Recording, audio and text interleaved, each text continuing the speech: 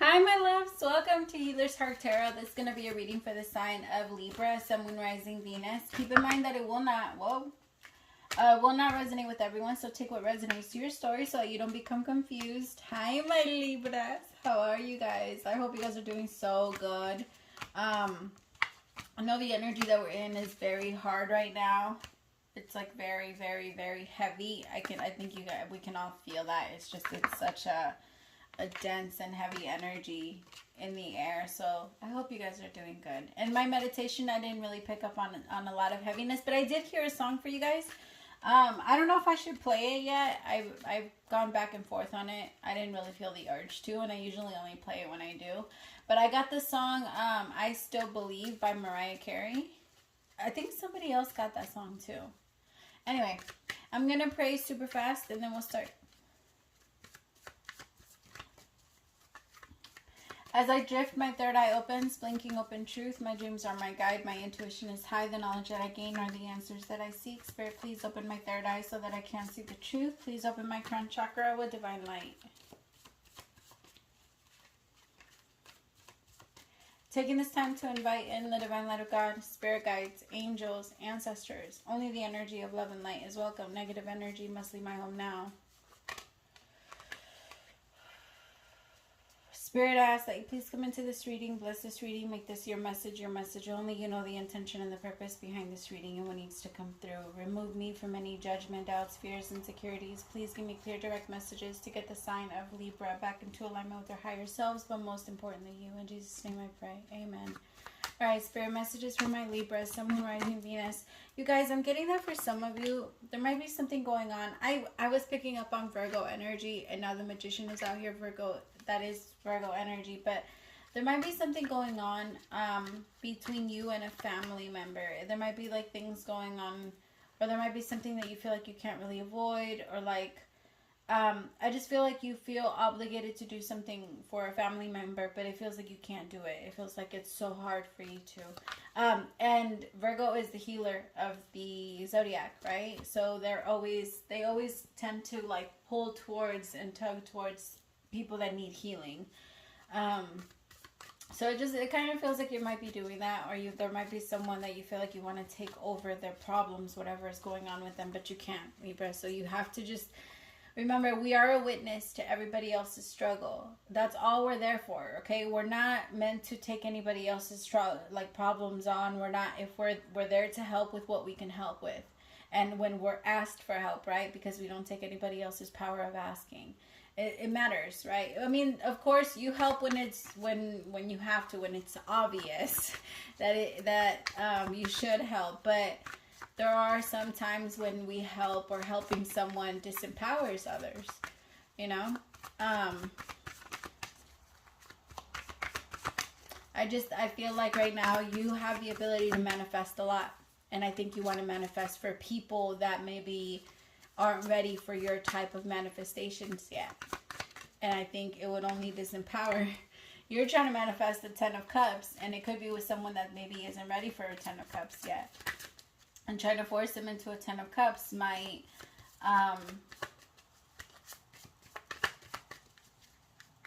screw it up. It might screw you up, because then it's not just it's going to be all of their baggage and everything that starts coming out for them that you're going to have to deal with, right? Because we always want the beginning before they show us like the very, what's really inside. We always love the beginning, and then we always ask ourselves, like, once they start to show us who they really are and their true pain and things like that, we start to ask ourselves, like, why the fuck did they change? And they're just showing you their pain. They're showing you who they really are. Everything that they've been hiding and what the honeymoon phase was able to cover. I feel like somebody's coming out of the honeymoon phase and is starting to feel overwhelmed. And maybe is trying, like, they want to communicate. Like, I feel very detached. Like, I feel like we're creating a very beautiful connection. But at the same time, like, I feel like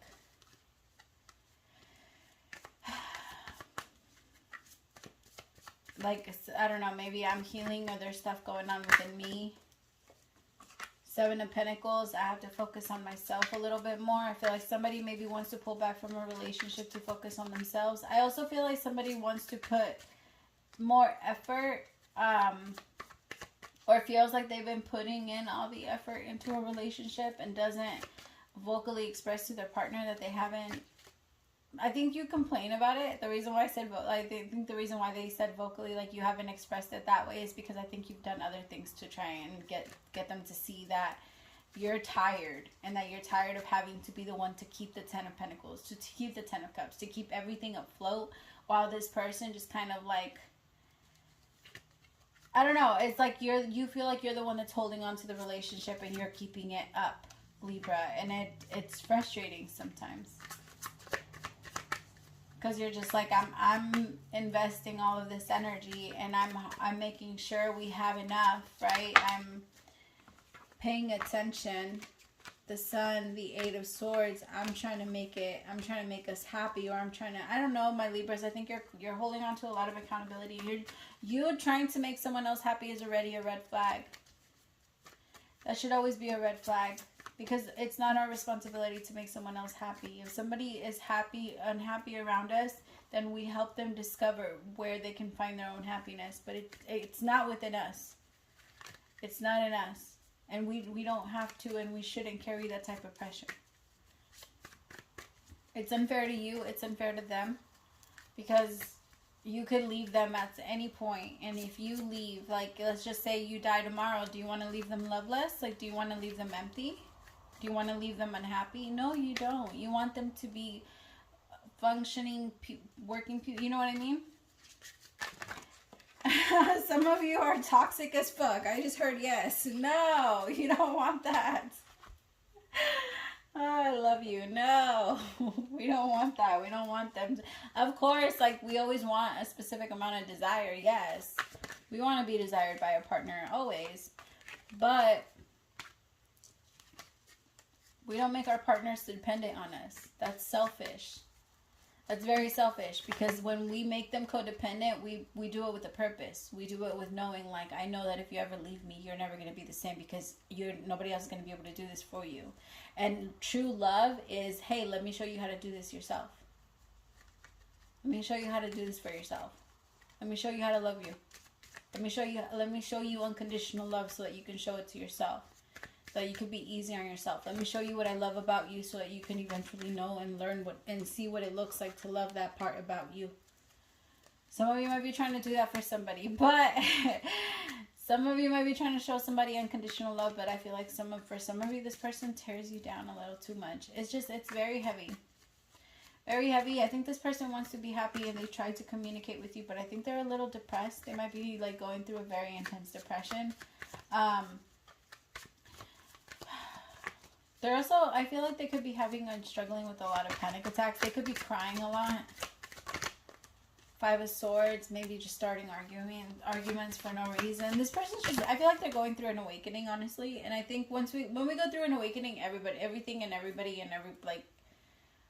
everybody bothers you. It's just, everything is so annoying because you're so sensitive to energy, and it's like up and down, up and down, up and down. And like, you're already dealing with yours, and then you're trying to deal with other people's, and then everybody else's that's around you, and it's so overwhelming that you can't help but to snap. And I feel like this person's snapping a lot. Like, maybe your partner is snapping at you, Libra, and it's just so hard to deal with.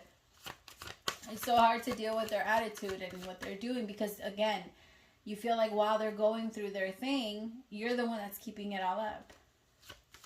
You're the one that's, yeah.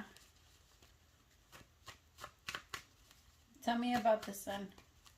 You're the one that's trying to bring them happiness. You're the one that's trying, but I feel like, be careful, my loves, because I feel like for some of you, you're starting to grow resentful because you feel like it's not, the thing is, it's not your job to do it, but you're trying to make it your job. So because you're trying to make it your job, then that's what it's going to be. It's going to be your job. And then you can't blame yourself, and you can't get mad at them because you took that on as a position. You knew what you were doing. You're a grown-ass adult. It's not something that, like, you know what I mean?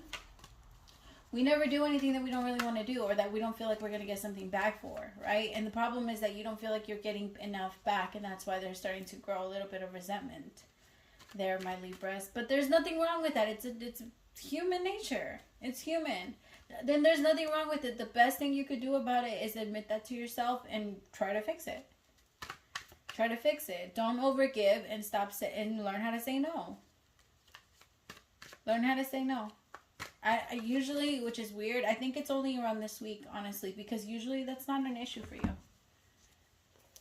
You're like, usually all the Libras I know can say no easily. Like, they say no.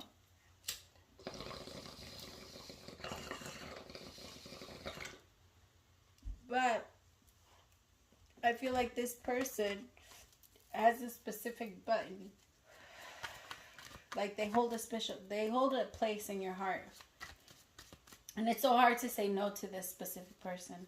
Like, you really care for them. You really want to help them. You really want to see them grow. You really want to see them change. You really want something good for them. Like, you're tired of seeing them hurting.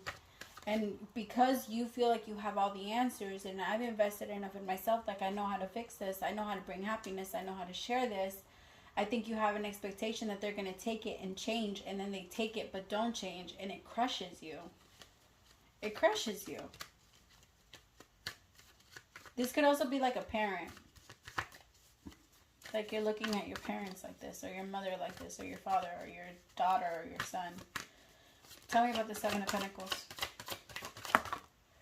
Yeah, exactly. The Queen of Swords. You're just trying to invest in someone that's very cold with you. But I just think that they have a really hard time expressing. I think that they're so open during the honeymoon phase because they don't have anything invested. And I think that once they feel like they've invested, or they're starting to give a little too much, they start to pull back and become very cold. Again, this could also be a parent that maybe was like that with you. Maybe they didn't know how to give affection. And now you're showing this parent affection, and that's not easy for you. Tell me about the Sun. Six of Pentacles. Yeah, exactly. Six of Pentacles with you guys are sharing a lot of really beautiful messages with them. Like, you're trying to give a lot. So for some of you, this person hits you up and only talks to you. Like, they make you really happy when they call. You really care about this person. You have a lot of love for this person. But I feel like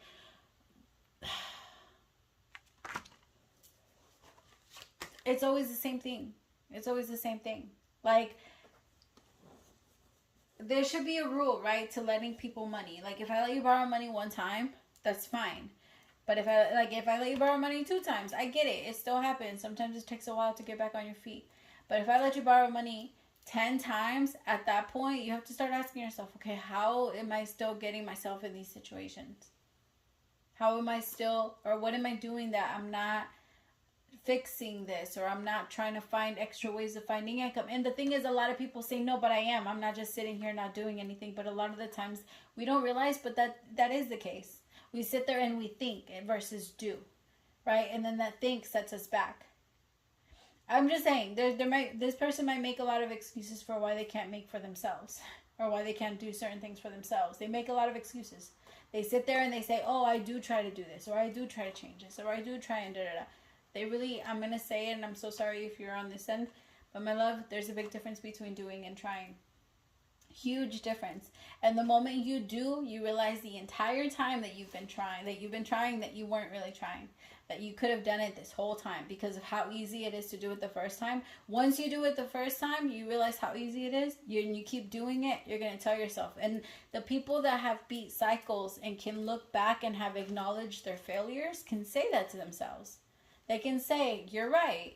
When I was trying, quote unquote trying, that's why I wasn't doing it. Because I didn't really care to do. I was only trying.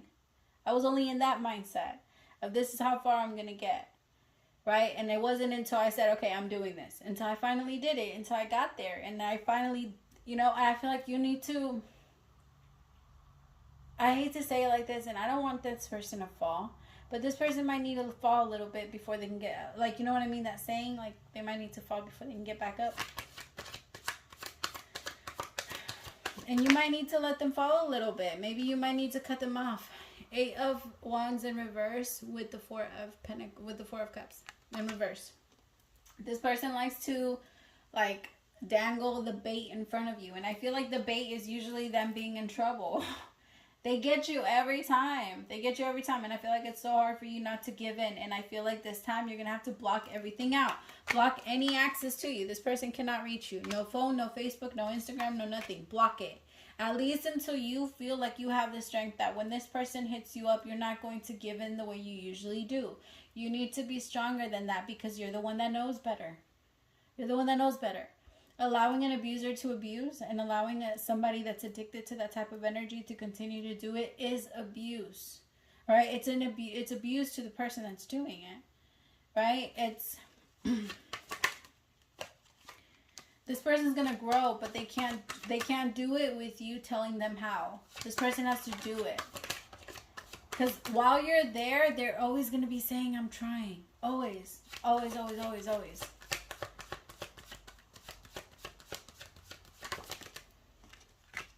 The moon in reverse. I feel like this person needs to unravel and unleash. I was gonna say, okay, their lies are unraveling, and everything that they've built up, like the demons and things like that, I feel like they're like almost being unleashed. That's what I saw. But I'm also feeling like with that, there comes a lot of clarity. This person's going to, they're learning a lot. They are learning a lot. They are going to have a new beginning. But I feel like with you walking them, they're not going to move. They're so stubborn. This person's extremely stubborn. And when they're next to you, they act like they don't fucking know how. They act like they're, and like they act like they don't know. They act very weak and incapable. For what? Like, and that energy is it bothers you. It annoys you. It annoys the fuck out of you. Because you're just like, no, I know you fucking can. So can you stop being such a little punk and just get the fuck up already? Let's go do this. You want to do this? Let's do this. Right? And for you, you don't understand the holdback. You don't understand no. You're just like, let's just fucking get going. If you need this, let's do it. And let's go get it. But this person cannot do it with you next to them, telling them to go get it. Because with you right next to them, it brings on pressure. I don't know what it is. It just brings on pressure. So you know what you need to do? It's like, when the kid throws a temper tantrum at the store and you just start walking because you know that they're going to follow you anyway. And you're like, all right, fine, then I'm leaving. And you just start walking. And then they're crying. And then they think that you left. And then they say like... And then they start looking for you and following you, and they're like, all right, then start following me, when you just stay right there. Yeah, this is the same thing. You need to walk away for a little bit for this person to start catching up so that they can realize that you're not fucking around. All right, put that shit back and stop playing. Because I feel like you keep covering shit up for them that they keep picking up and breaking. Like, if they keep picking shit up and breaking it, and you're the one that keeps cleaning it up, why the fuck would they stop? It's fun for them. It's fun to break shit, right? We all know it is. Why wouldn't I? Why would I stop? My mom just cleans it up. My partner just cleans it up. This could also be in like problems and things like that, where they're always looking to you to problem solve, or they're always looking to you to let shit go, or they're always looking to you to stop talking about shit. You know what I mean? Just don't let them do that to you, period. All right, my loves. Thank you so much. Praise to the Most High for allowing me to be your messenger. I'm sorry if it didn't resonate to everyone. I know it was extremely specific. But thank you so much, my Libras. Praise to the Most High for allowing me to be your messenger. If you did subscribe during this reading, welcome to the fam. Bye, my loves.